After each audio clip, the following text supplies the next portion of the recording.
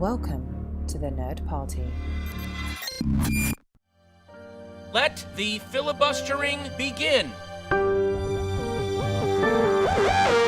Welcome to Nerd Party.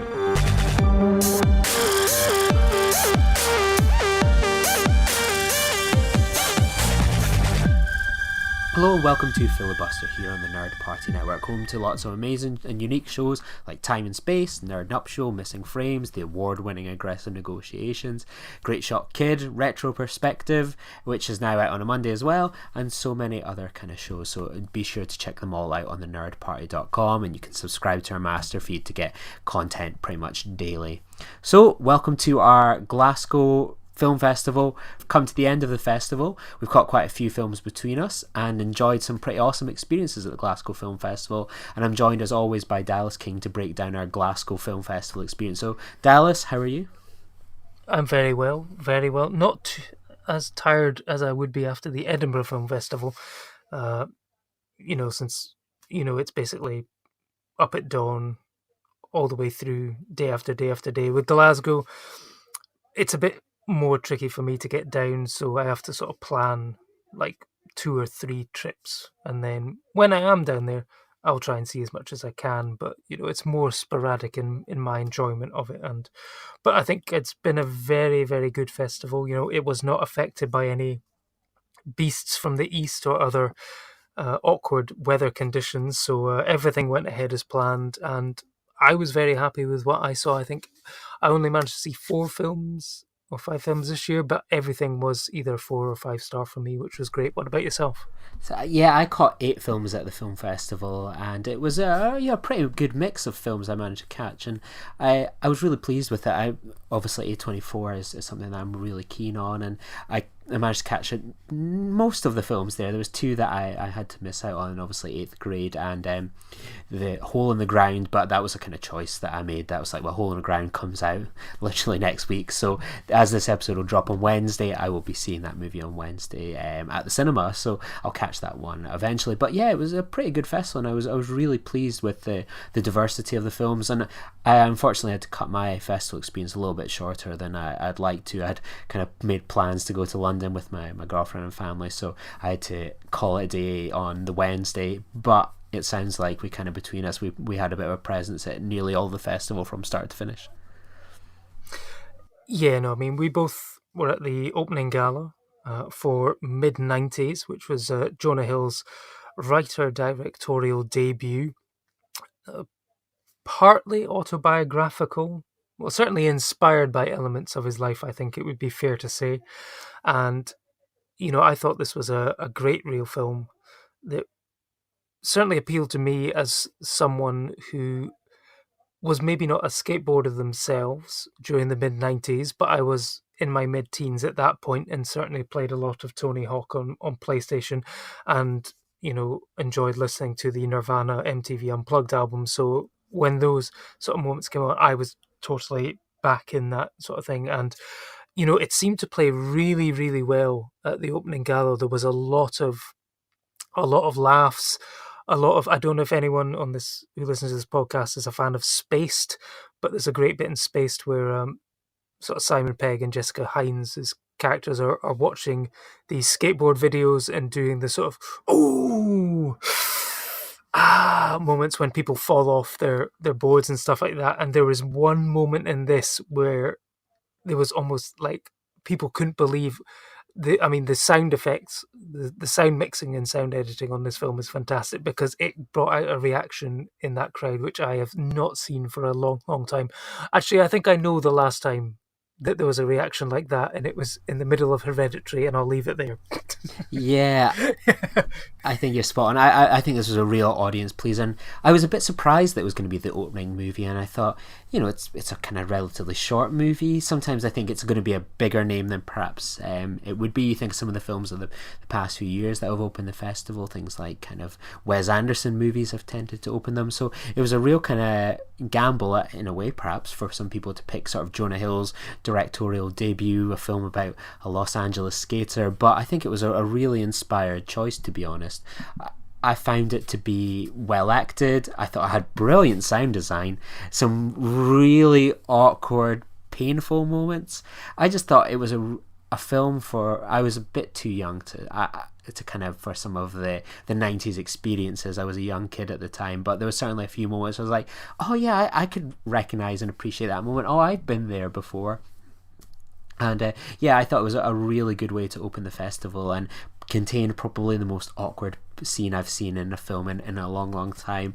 But I'm sure anyone that's seen the film will know what I'm talking about. Yeah, no, for me that was the single most awkward scenes at the Glasgow Film Festival since Anomalisa a couple of years prior to that. And if anyone has seen both of those films, they'll probably be able to work out. We don't want to go into spoilers on this because it's not out in the UK yet. I think it's got a sort of, I'm not sure if it has got a confirmed release date. It does, yeah, early April. April 6th. Is it early April? Yeah. So we'll leave it at that, and you can figure out. You can come back to us and tell us once you've seen it. You can let us know what scene you think we were talking about there. But I thought this was. I mean, when people think of Jonah Hill, immediately I think probably the first thing they think of is Superbad.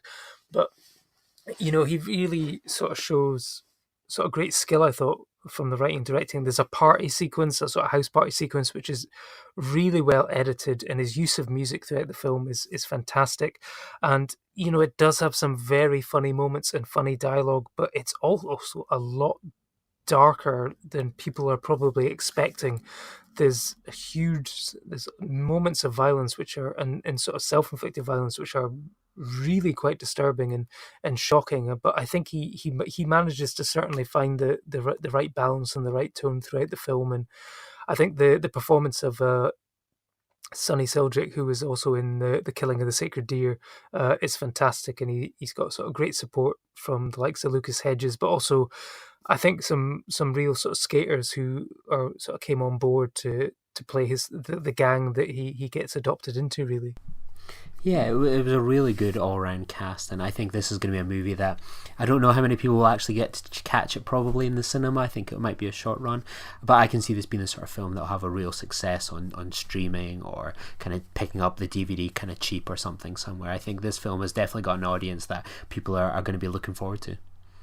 Yeah, I mean, the immediate comparison I had and a few other people had when watching it was Larry Clark's Kids, but thankfully it's not as extreme and as an exploitative as this. It's much more of a sort of a warmer, sort of nostalgic look back at a time that I think he captures perfectly. I mean, going into the film, you're thinking it's going to be sort of, if it's LA in the mid-90s, you're thinking it's going to be sort of like hip-hop and sort of grunge and stuff like that. And I think it's an audacious move on Jonah Hill's part to have started. The first musical track on that film was Kiss from a Rose by Seal, completely throwing you for a loop, and you're not exactly sure what you're actually going to be watching now, given that was the first one. That was a bit of a shock for me, has to be said.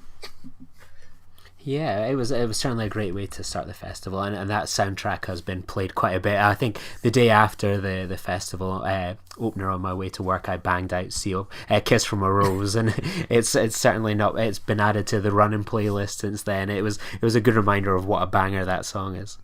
Absolutely. Now, you were back across in Glasgow before I was, so what did you catch in the interim before I think we joined paths again around about Under the Silver Lake, but what did you see before that?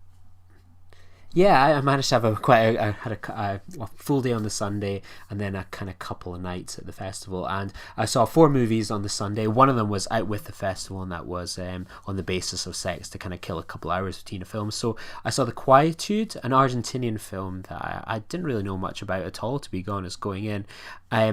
Directed by a female, so that was something that attracted me as well. So, actually, no, this one isn't directed by a female, ignore me there. So this was a film all about sort of an Argentinian family. The father has a stroke, and the estranged daughter returns from France, and secrets and family issues kind of come out. It's a pretty generic movie. It's sort of a bit kind of made for TV style drama, but the 2 leads in it, who put in a really fantastic performance. I'm not even going to pretend to pronounce one of their names. Martina Guzman and Berenice Bejo. Berenice Bejo, yes. Yeah, there we go. Yeah, I thought they put in really good performances. It's kind of a dark comedy at points. It has, you know, incredibly spoiled young girls in it. I think it was a film well worth kind of checking out. I don't know what kind of audience it's going to get. I don't think it's got a release here in the UK at all, based on the introduction to the film. But I think this is one that if you catch it, you're kind of going to enjoy it. I think it'll probably find a home eventually on something like an Amazon Prime streaming. They've got some decent foreign language features there. So yeah, definitely worth catching if you can, but it's going to be a struggle to find it. And then I went from that to something quite different, and that was Michael Winterbottom's new film, The Wedding Guest. So this, if Dave Patel is wanting to be James Bond, this is very much his audition. And it was a really interesting film. It's got such a strong first half. Dave Patel plays Jay. He is like an undercover style hitman who heads along to India and Pakistan to kidnap a bride-to-be and take her to her boyfriend. And the first half of the movie is really strong, and it was really interesting. I kind of was really gripped. It was tense. It has a very stressful soundtrack kind of taking over in the background. And Dave Patel is excellent as sort of the quiet man, hitman in this role. And you're kind of gripped by the mystery of what is he looking to do in the beginning of the film. And then why is he kidnapping this bride, and sort of their relationship. But the sort of second half of the movie is pretty weak, and it just doesn't have the same strength as the first half. So it was a bit of a letdown in the second bit. But for myself, that and maybe especially for yourself, Dallas, it's a shame you never managed to catch this. It really captures sort of India and Pakistan really well. I mean, Michael Winterbottom, kind of very famous for doing the trip movies and, you know, touring around Europe. He really captures this film really well in sort of like a travelogue style way. So you're seeing so many different parts of India, and it really covers it incredibly well in a way that not many mainstream movies have done, and is really well worth checking out. You kind of get to see sort of the black markets and the alleyways and railway stations of New Delhi in quite a gritty and real way. So well worth catching if you get the chance. I can imagine this one getting a cinema release of some sort. Yeah, no, must be quite interesting to see how that one would have played over the festival, given real life events of the past week and stuff like that, if it involves the Pakistan-India border. But yeah, no, we'll see. I think I do like Michael Winterbottom stuff. Not always. There's some films which I've seen of his which I just have outright hated. But he's always a filmmaker who likes to. He never does the same film twice, or maybe apart from The Trip.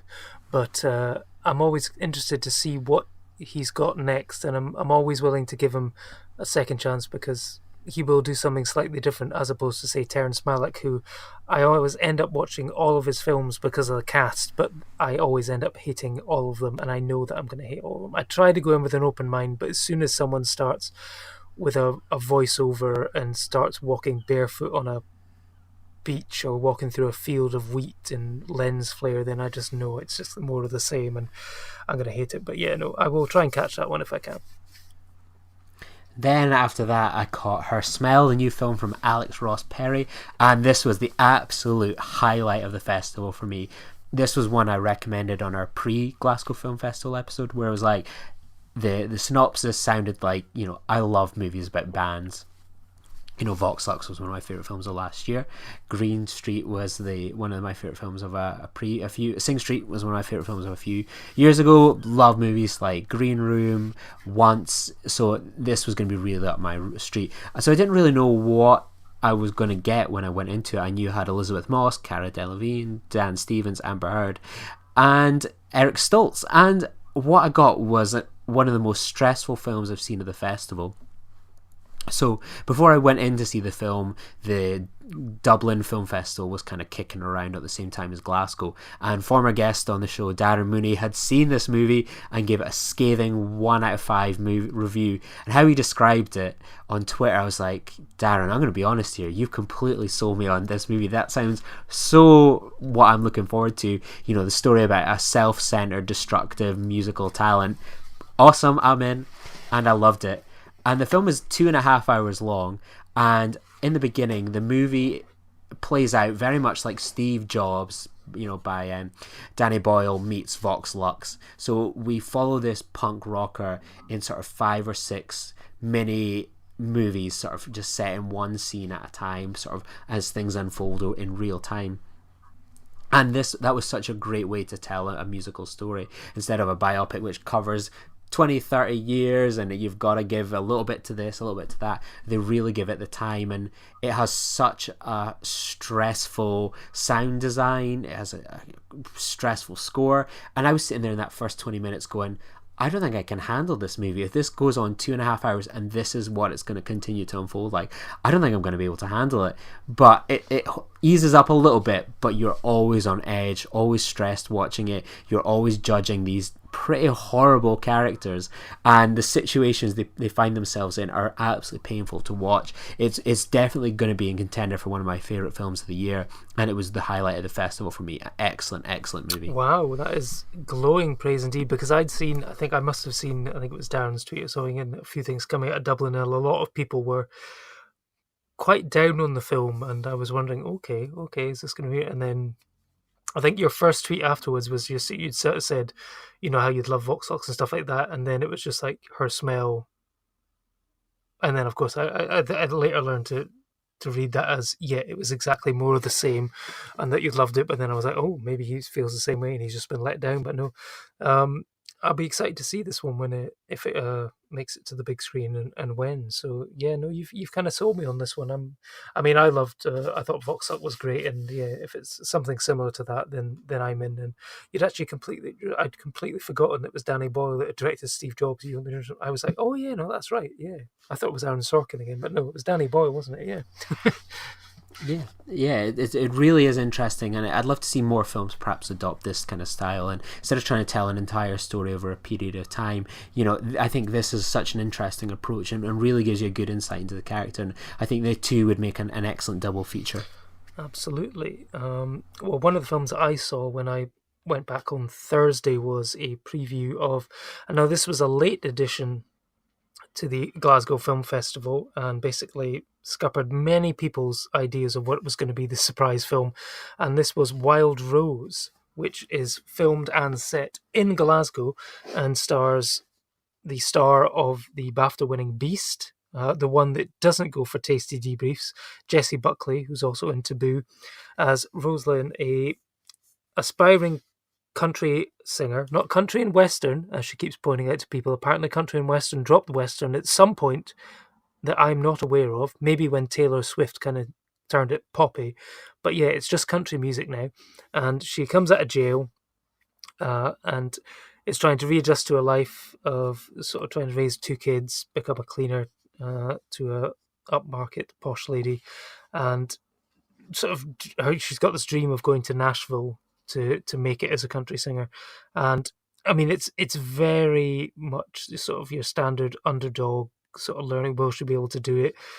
It's very sort of Billy Elliot-esque sort of working class person trying to make a name for themselves in the arts when everyone else around them is telling them that they can't do it. You just have to swap out ballet for ballads and you're basically there. And you know, it's got a bit of the sort of My Fair Lady, I guess, and the fact that she's very uncouth, she's always swaying her head off, and you know, Sophie Okonedo's character is basically trying to show her how to showcase herself to the best of her ability, so there's a bit of that to it. But I think that this film, you know, I'm not sure of how big a release it's going to be. I don't think it will be anywhere near as big as the likes of like your Full Monties or Billy Elliot's, but I think in Glasgow particularly, this will play like gangbusters, and I expect, you know, it could probably have a 6-month run at GFT alone, because I think that people are really going to embrace this film, because it's Glasgow born and bred, and yeah, I think it shows the city and it shows the music in a very good light, and I think it'll do very well. Yeah, I caught this film a few months ago at the London Film Festival, and it was a complete, you know, it was one of these films that was a convenient time in the day, and I could go see something I really wanted to see after it. And I remember reading sort of the description and being like, I don't know if I'm really in the mood for something like that, but you know what, we'll give it a go.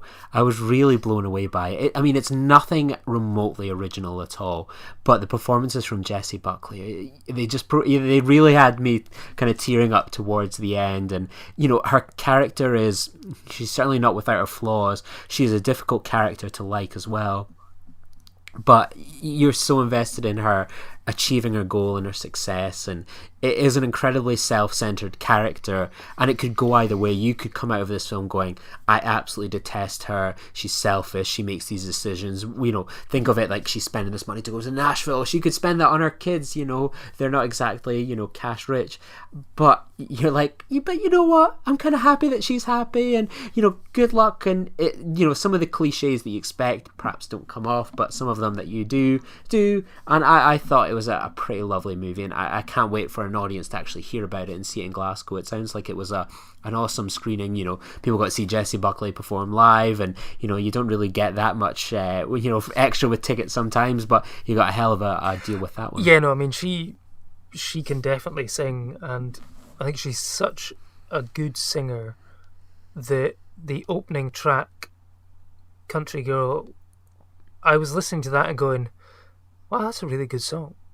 She's really good singing that. That sounds like something. Wow, I'm not entirely sure what it is. And then it wasn't until the end, when it came up with Bobby Gillespie or whatever, that I realised that they'd done a country version of Primal Scream song. And so, I mean, that was a fantastic thing. And it's got Julie Walters in it as well, who's great as Jessie Buckley's mum, and sort of the reverse role of Billy Elliot, where, she was the teacher and trying to get, Billy Elliot to the stage. She's the one who's basically almost, I was going to say piss on the fire, but yeah, no, basically pissing on her fire, that she's never going to make it. She needs to knuckle down and look after these kids. They're her future and whatever, she's never going to make it. But then slowly she has a change of heart, and of course, because what's going to happen, you've got all this stuff of, it's like Chekhov's postcard or whatever, they say Chekhov's gun, if you introduce a gun in the first act, it will be fired in the third one. It's like, well, she keeps talking about Nashville and whatever. If there's not a scene where she goes to Nashville, then basically, this film is not going to work. So I'm glad that they did that. And yeah, I think it will find an audience. I believe it's actually screening previews this weekend at a country-to-country music festival in London, so they know exactly where their market is. But I think in Glasgow especially, it will play really, really well. So I caught The Elephant and the Butterfly, directed by Emily van Belbent, and it's a Belgian film, and it is one of these ones, again, it's not an original story at all, and it was a film that sort of conveniently worked in with me being able to see Under the Silver Lake.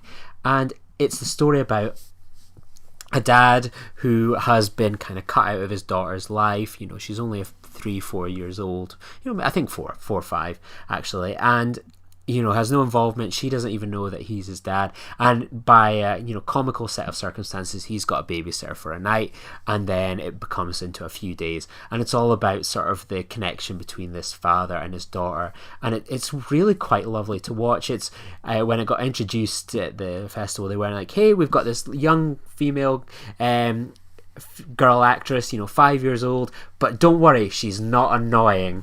And it certainly isn't. She's such a charming little child, and it's just like nice little stories about people going and hanging out hanging out on the beach and kind of cooking some dinner together. It's a really nice little film, and one that I found myself going, oh, that's really cute, that's nice. And sometimes you need that in a festival, just something that's just that nice little running time, something that you can watch, it's not going to stress you out, or it's not going to get in the way of certain things. And a film like this really hit a nice little sweet spot for me. It was a really pleasant surprise. That's sometimes one of my favourite things about going to a festival and whatever. You've got the big hitters, the marquee films that you absolutely have to see, and then it's the little ones that oh, I've got a couple of hours to spare, I'll just catch something here, I'll catch something there, oh, this looks all right, whether it's a certain actor or director or even just sort of plot device that you find that sort of intrigues you, whatever, you go to see it, and then you end up finding one of your favourite films of the festival, and it's always nice when something like that happens.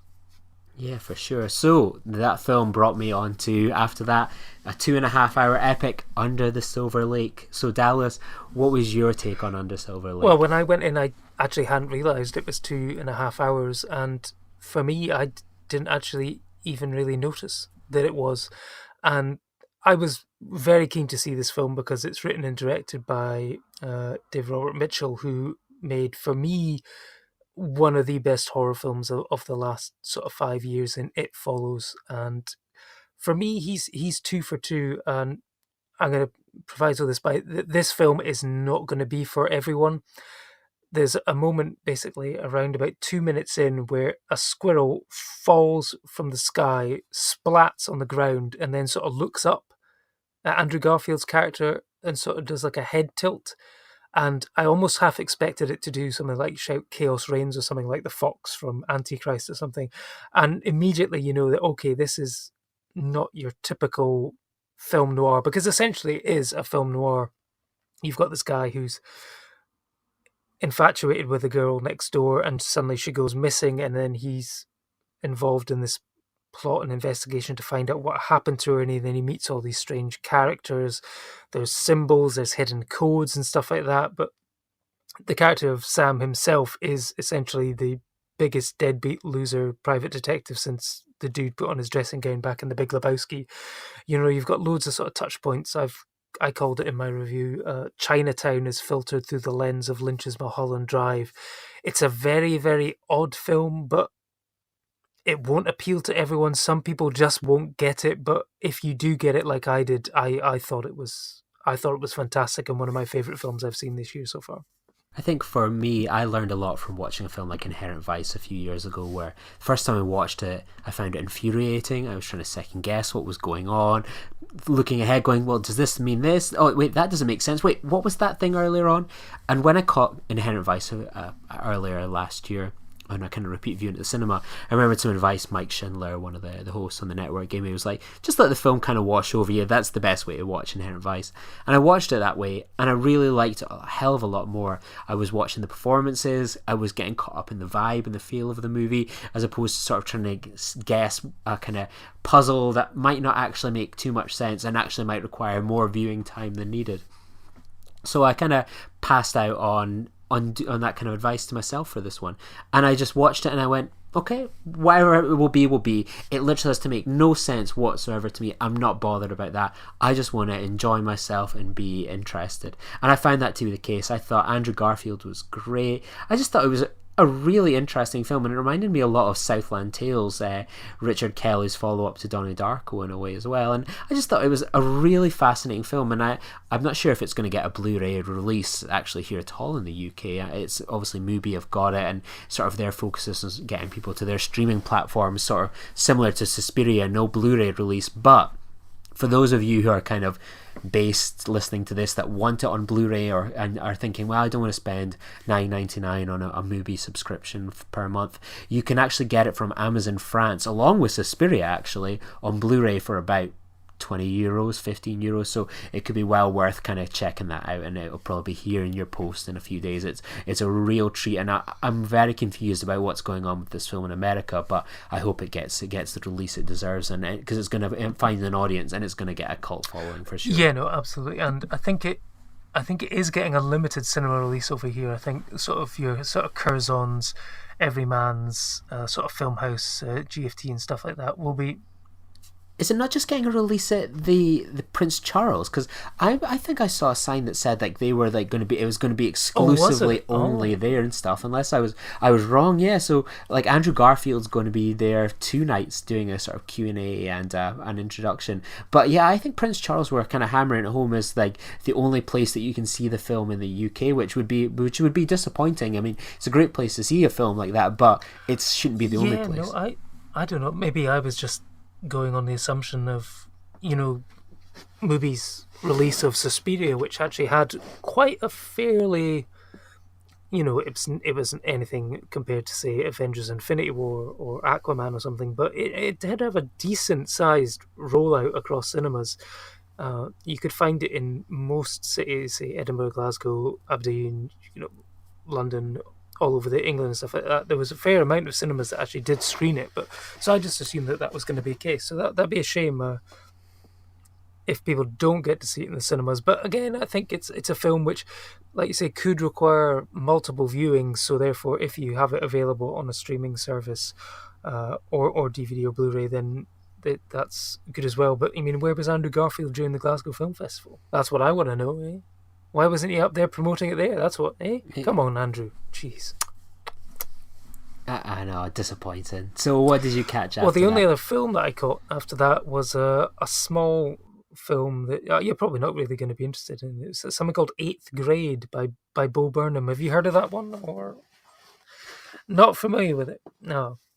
Oh well, it's a film about a girl called Kayla who is just ending middle school. She's about to go into high school, and she does all these sort of motivational blogs or vlogs. Actually, technically they're called vlogs because it's a video blog on YouTube and stuff like that. But of course, we discover that the confident person that she portrays in these videos is maybe not quite the real person in real life, and it's about finding your place and finding your voice in the world. And yeah, I just thought it was a really lovely coming of age story, and with the sort of advancements in social media and stuff like that. I mean, I'm in my late 30s now, and sort of very glad watching that film that I didn't have social media at secondary school, because I think I didn't have a particularly bad. I enjoyed my time at secondary school, but I can imagine that from what you read in the papers and online and stuff like that, that school can be a lot tougher for kids these days, with the pressure to perform and to be and act a certain way online as well as in person. So I think it's a film which could end up, and I think it's a film that should end up being screened in schools to teenagers and stuff like that, about the importance of what social media can do to kids these days. And I think also to parents as well. I think it's important for parents to be aware of what their kids are being subjected to online as well. And I was lucky enough to speak to the director and writer Bo Burnham at the Glasgow Film Festival about the film, and we could probably listen to him now if you want. Hi, tell us A24 project. How does it feel to have the film sort of come into international audiences and have sort of different age ranges and generations accept the film and embrace the film? Because the technology, they may not be so familiar with it, but it's the struggles and experiences seem to be quite universal. Yeah, it's great. All we want is for people to connect with the film and see the film. So the fact that we're here with the little weird film we made a year and a half ago in upstate New York with a bunch of 8th graders is incredible. So we just hope people can continue to connect with it. It's just it's just a privilege. It's sort of surreal. Yeah, and in your stand-up, which is sort of related to this, you mentioned about always the need to perform on social media. How do they think this film will help people sort of learn that they need to sort of balance the online and offline sides of their personality? Yeah, the film really isn't trying to instruct people on what to do or how to feel. Like, hopefully, things like that, it can hopefully inspire a conversation to have about that. But I didn't want the film to sort of finger wag or tell you what to do, or I think there's a little too much commentary on the internet and not enough just portrayal of how it feels. So the film really is just trying to sort of portray the subjective experience of what it means for this person to be online. And then if you want to draw your own conclusions based on that, that's great. But, the film, I don't want the film to have that conversation for you. Absolutely. And finally, you've said that you'd like to work with Elsie again. Could we potentially see a Before Sunrise style trilogy where we revisit her in 12th grade or college, sophomore year? The truth is, she's like a kid, and I want to let her live her life. I don't want to immediately have her thinking about the next film she's in, and then.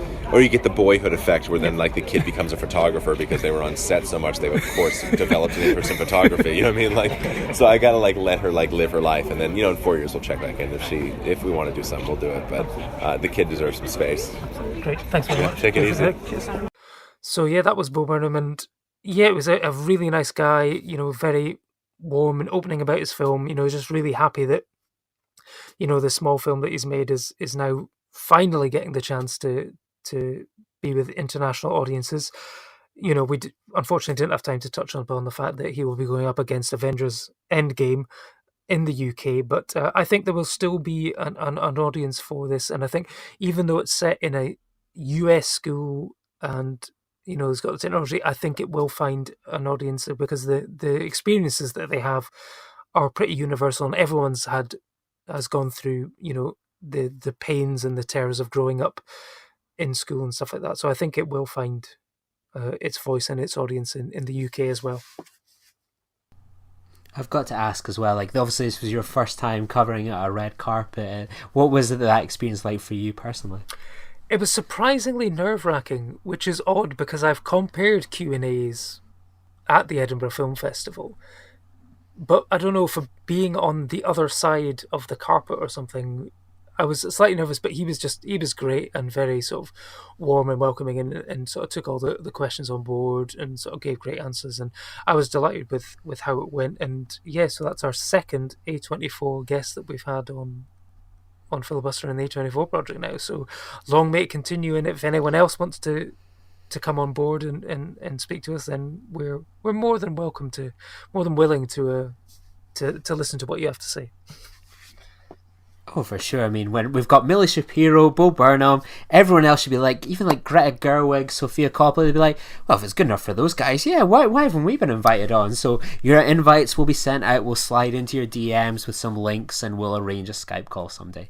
Yeah, no. So I think Greta Gerwig, you know, if she wants to debut Little Women at the London Film Festival and wants to sit down for a chat to talk about that, Lady Bird, you know, all of that. Yeah, I'm down for that. Greta, the offer is there. Yeah. we'll be getting that done. So I kind of wrapped up my festival with a double bill on the Wednesday. Fugi, sort of directed by Angeliska Smuchkina. I'm probably butchering that name as well. Oh, that sounded about right. Yeah, exactly.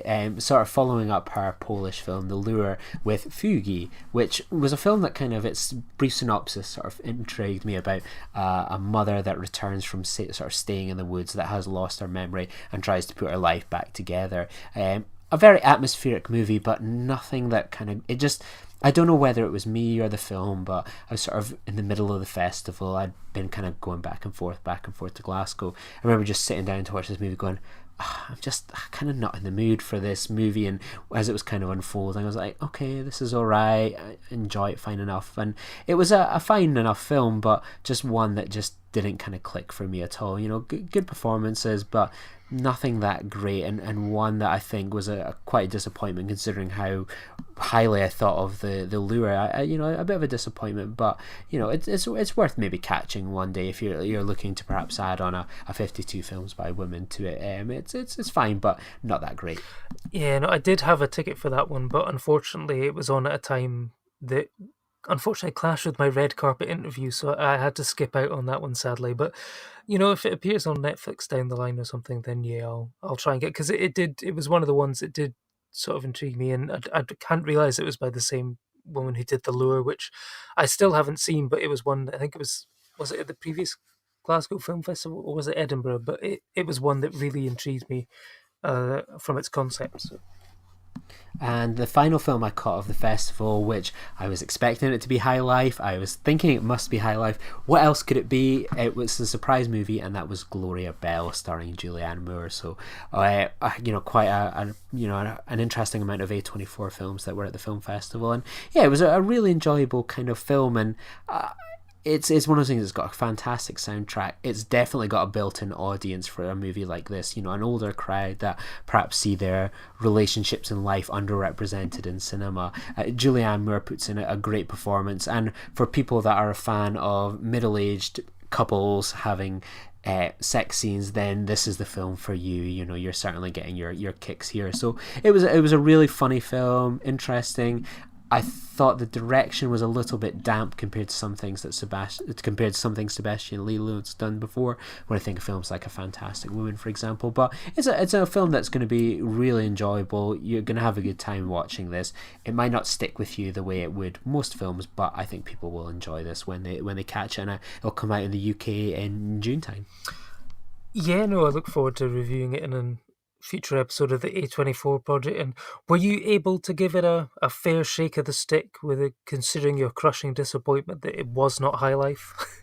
Yeah, I was, because it was still felt like, I got an A24 film, and it was a trailer I really liked when it came out a month or two ago, and I was like, this looks really good fun. So when it came on, I was like, okay, it's not High Life, but I'm happy enough with this. I wasn't even sort of on my other choice of movies. I thought it would maybe have been Greta or Madeline's Madeline, but no, Gloria Bell was a real treat there, and it was good fun. It's the type of film you sometimes just get a real kick from catching at a festival. Excellent. Well, I ended my Glasgow Film Festival, not with a film per se, but another podcast. I don't know if we're allowed to talk about other podcasts which aren't on the Nerd Party Network on here, but I attended the Empire Live podcast. It's something that they've done previously. We've both sort of seen them at the Edinburgh Film Festival, and they sort of do sort of milestone events sort of every 100 or every 50 episodes. They do another one in London, but they bring their podcast show on the road, and they sort of do their live sort of news stories, review sections, ask the fans for questions, and then also interview a special guest.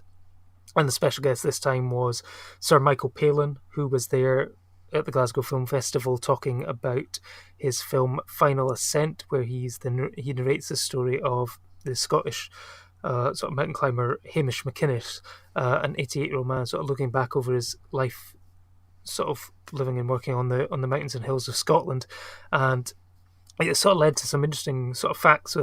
Hamish was actually one of the people who helped them on Holy Grail in finding locations and stuff like that, and apparently he built the Bridge of Doom that they have to try and answer the questions to get over and stuff like that. So that was a great interview with him, sort of reminiscing about his time, becoming in Monty Python, and also sort of his travels and stuff like that. So that was great. It was great to see sort of the sort of chemistry and camaraderie between sort of Chris Helm and James on the podcast, and I got to ask a question, so I'll be making a cameo guest appearance on a rival podcast, unfortunately, this week. So you can check that one out, I'm sure. And of course, Not content with being on 2 podcasts. No, I want to go for 3 this week. I thought I better go for 3, and if you're ever attending one of the Scottish podcasts again, a good way to be able to get onto it is bribe them with sweets or Iron Brew flavoured products. So yeah, top tip. That's how you got on here originally, Absolutely, Dallas. I came so, in one day and it was like, there was a phone number attached to some Iron Brew. Yeah, and that's Iron Brew, spelled IRNBRU, not Iron Brew, which because you don't want the unofficial branded stuff. It's if it's not made from girders, it's not proper.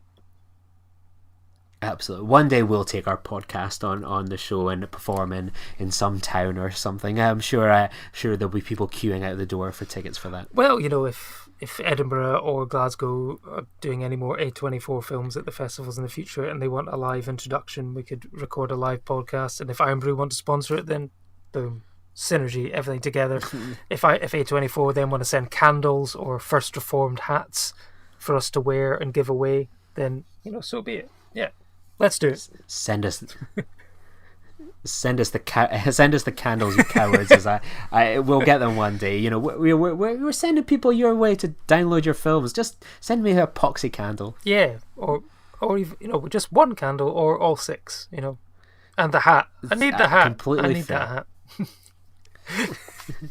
So obviously we have caught a lot of films in the past kind of week and a half, 2 weeks at the film festival, but we still keep in our 52 films by women recommendations coming to you. So Dallas, what is your recommendation this week? Well, I am going to recommend something which, since I was at the Glasgow Film Festival and working for most of the time, I haven't really got to the cinema much outside of the festival, but Netflix is always there and is very handy for bus journeys and train journeys. And I found a documentary called Shirkers. Now, this is written, directed, and stars Sandy Tan, and it's about a woman exploring the events surrounding a film that she and her friends began making around about 20 years ago in Singapore. She had written and directed a film called Shirkers, and it was being directed by a Frenchman that they knew, and he was sort of working in sort of the university and sort of schools that they were in, and his name was Philip Shea, and basically, his name was George Cardona, sorry, and he was this sort of guy who basically talked the talk, walked the walk. He said he could get, equipment, he'd be able to get them locations and stuff like that, and he did all the filming for it. And then what happened was, when they finally completed the filming for the film, he vanished with all the footage. And, these girls were just utterly devastated that they'd spent, their entire summer working on this film, and someone had taken it from them and they were never able to complete it. And this documentary is essentially, as with all great documentaries, there's a bit of a twist, and it's about Sandy sort of trying to reconnect with the film, trying to find out what happened to it, what happened to George, talking with the people who made the film, who worked on the film. And it's a really sort of fascinating sort of journey into what makes a film. Is it the final product, or is it the experience of making it? Because everyone who worked on it, because they didn't have a final version of it, has a slightly different idea of what the film was and what the film was going to be.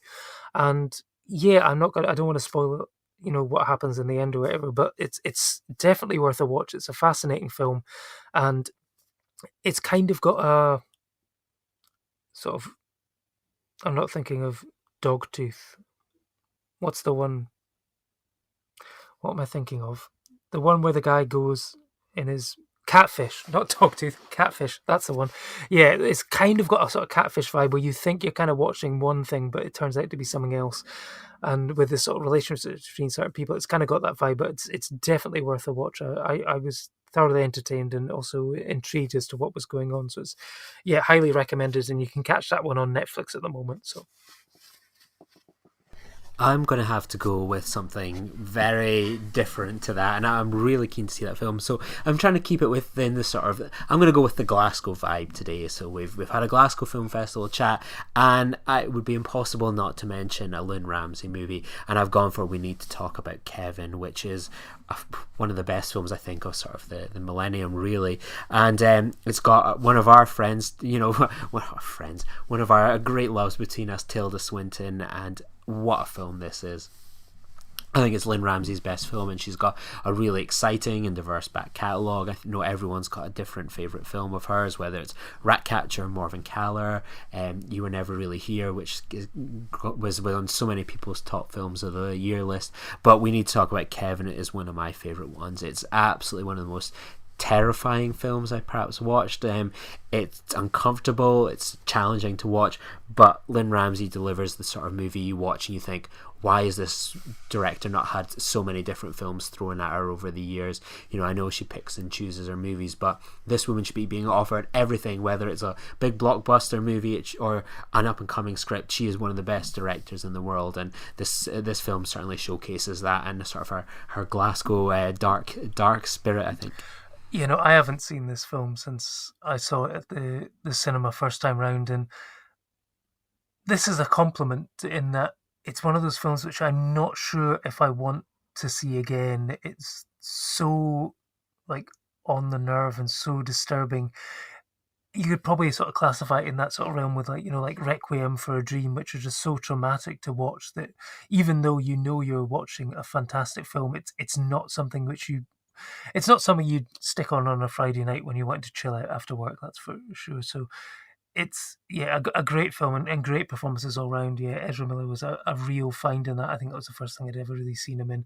And yeah, Tilda Swinton as always, and John C. Reilly as well. Yeah, all great. And yeah, you just sort of you see films like that and wish that Lynn Ramsay was able, or just was making them more regularly. Yeah, for sure. So we've got given you a lot of films that you can maybe catch in cinema soon, or have maybe been out in your neck of the woods, or you can import them from Amazon France. So kind of lots of films here from the Glasgow Film Festival that's given us plenty of food for thought. So it sounds like it's been another great year, and hopefully they'll have us back again next year. And it was a real pleasure to be invited and to see some great films. So thank you very much to Glasgow for having us. Absolutely, yeah. I mean, every year they are fantastic. They're very welcoming. There's Alison and Alan basically somehow managed to introduce every single film at the festival, every single screening. The volunteers are great. The press team, Ruth and Katie, were great at sorting out the red carpet interview, and they've always got a great lineup of films. And last year they did such a great job when under horrendous circumstances with The Beast from the East. I'm glad they had a much easier run of it this year, and yeah, we look forward to. They've already sort of tweeted me saying can't wait to have you back next year at #GFF20. So yeah, let's do it. For sure. So until next time, next week we'll be discussing going from independent and kind of original films to discussing what is it, the 22nd Marvel movie, where we'll be back to sort of chat about that next week. So Captain Marvel, are you looking forward to catching that this weekend? I am absolutely looking forward to that, and I have no issue with a female superhero leading her own film, especially within the Marvel universe. And yeah, all the sort of internet man babies, cry babies can just jog on. Yeah, exactly. So join us next week on the Ultra Woke Filibuster podcast. You can find me on Twitter at Lee_Nostromo. Where can people find you, Dallas? They can find me on Twitter at ChampCelluloid. And join us next week. Until then, bye. Bye. Okay. Join the revolution. Join the Nerd Party. Welcome to Nerd Party.